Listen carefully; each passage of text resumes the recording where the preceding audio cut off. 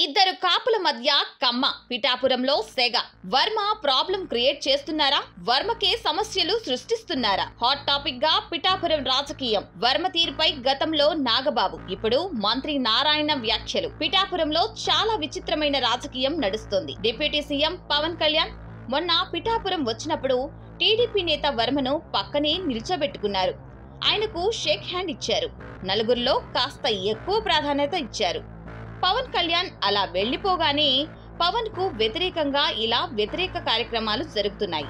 ఉప్పాడ మత్స్యకారులకు అండగా ఉండి భరోసా ఇవ్వాల్సిన బాధ్యత కూటమి ప్రభుత్వంలోని ప్రతి పార్టీ మీద ఉంది.